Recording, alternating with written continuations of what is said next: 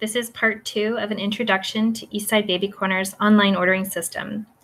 In this video, I'll be showing you how to log into the system and pointing out some of its main features. To log into the online ordering system, just open your browser and go to ebc.force.com. We'll post a copy of this link on the provider page of our website, but for now, let's just log in directly. You'll receive your username and password from the EBC Salesforce administrator.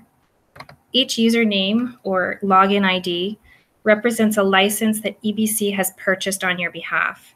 So you won't be able to share login IDs or pass them on to new employees.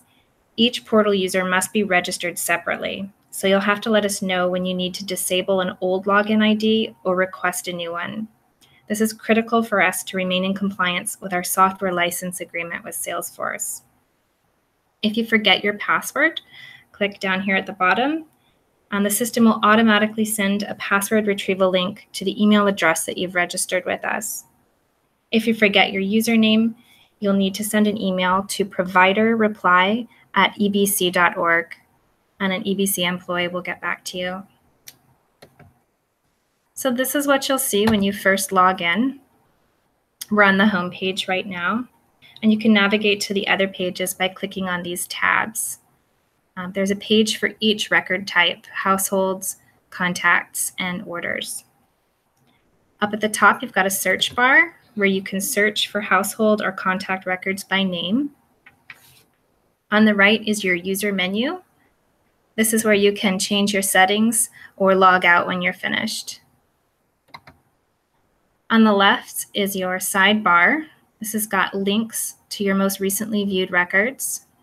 There's an area for messages and alerts that are posted by the EBC Salesforce administrator, and then a link to the EBC's homepage. If you want to save screen space, you can collapse the sidebar by clicking on this little arrow. And then if you want to bring it back, you just click on it again. So let's look at some records. If we click on the Households tab, it takes us to the Household page.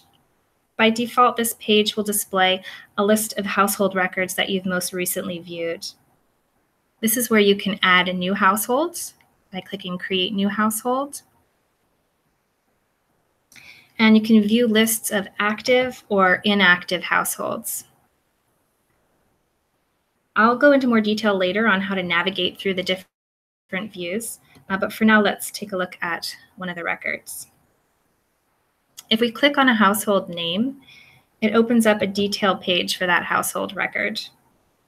Here's all the information that was entered when we registered the household.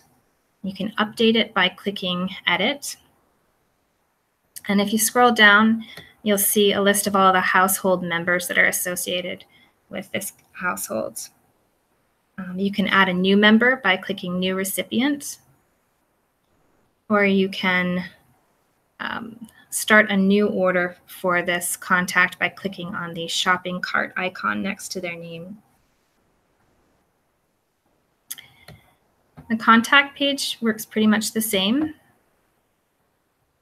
By default, you'll have a list of all your recipients. You won't be able to add new contacts from here. That's because it needs to be done from a household record.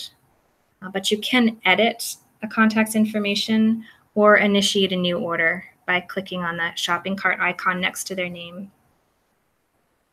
If we click on a recipient's name, it opens a detail page for that recipient's contact record. Here are all their contact details. You can update their information by clicking Edit, or you can start placing an order for them by clicking Create Order.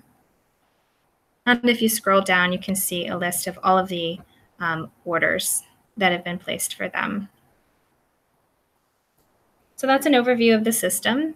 In the next video, I'll be demonstrating how to register households and recipients.